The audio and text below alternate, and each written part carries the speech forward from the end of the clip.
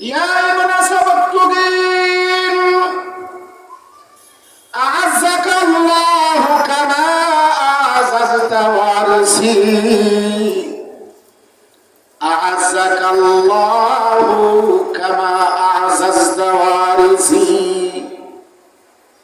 রাতের বেলা সুলতান মাহমুদ গজনবী আল্লাহর নবী মুহাম্মদুর রাসূলুল্লাহ সাল্লাল্লাহু আলাইহি ওয়াসাল্লামকে স্বপ্ন দেখলেন। নবীজি তাকে সম্বোধন করে এই বাক্যটা বলেছেন। সঙ্গে সঙ্গে তার ঘুম ভেঙে গেল। ফজরের পূর্ব পর্যন্ত এপাশ ওপাশ করতেছেন আর ঘুম আসে না। আমি কাকে দেখলাম, কি জন্য তিনি আমাকে এই কথাগুলো বললেন? ফজরের নামাজ শেষে সফর সঙ্গে উলামায়ে কেরাম যারা ছিলেন তাদেরকে ডেকে বললেন, গত রাতে আমি আল্লাহর নবী মুহাম্মদুর রাসূলুল্লাহ সাল্লাল্লাহু আলাইহি ওয়াসাল্লামকে স্বপ্নে দেখেছি।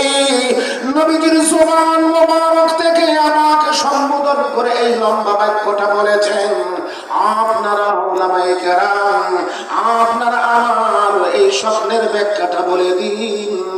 উলামায়ে কেরাম স্বপ্নের কথা শুনেন, আল্লাহর নবীর জবান মোবারক থেকে বের হওয়া বাক্যটা শুনে বলেন, হে বাদশা নামদার সুলতান মাহমুদ গজনবী, 2 দিন পূর্বে আপনি ওজির আজমকে দেখে কঠিন কঠিন এই 3টা প্রশ্ন করেছেন।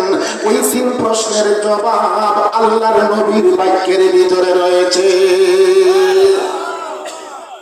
আল্লাহর নবী আপনার নাম না নিয়ে আপনার পিতা সবক্তুগিনের নাম বলে সম্বোধন করে বলেন, ইয়া ইবনা সবক্তুগিন, হে সবক্তুগিনের ছেলে, হে সবক্তুগিনের সন্তান।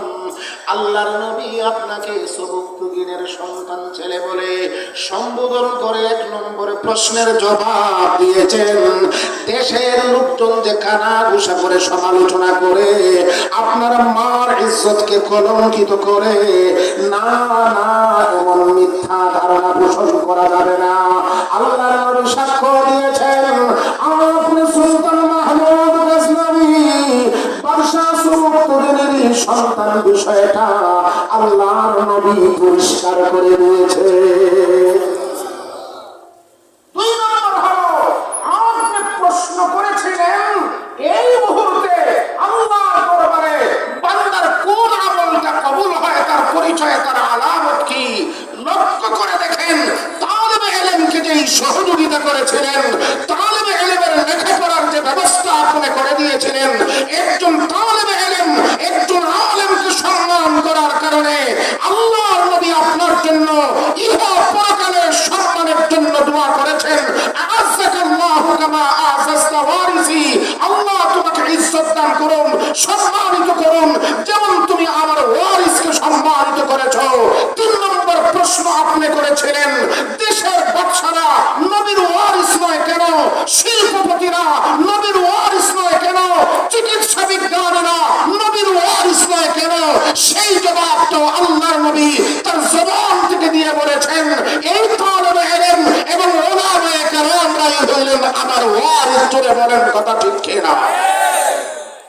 মুহতারাম হাজরিন, এই ঘটনাটা আমি আপনাদের সামনে এই জন্য তুলে ধরলাম, বর্তমান বিশ্বের, বিশেষ করে আমাদের বাংলাদেশের, বিশেষ করে আমাদের নারায়ণগঞ্জের বন্দরের উলামায়ে কেরাম নবীর ওয়ারিসের দায়িত্ব পালন করতেছেন বিধায়, আপনাদের ঈমান আর আমলের হেফাজতের দায়িত্ব পালন করতেছেন বিধায় মাঝে মধ্যেই আপনাদেরকে ইসলামী প্রোগ্রাম করে দেন, ইসলামী সম্মেলন করে দেশের খ্যাতনামা মুফাসসিরিন উলামায়ে কেরামকে এনে আপনাদের ঈমানের কথা শোনান, আমলের কথা শোনান, বাতিলের আক্রমণ থেকে আমাদের ঈমান এবং আমলকে হেফাজতের ব্যবস্থা করেন। কথা বলুন ঠিক কিনা?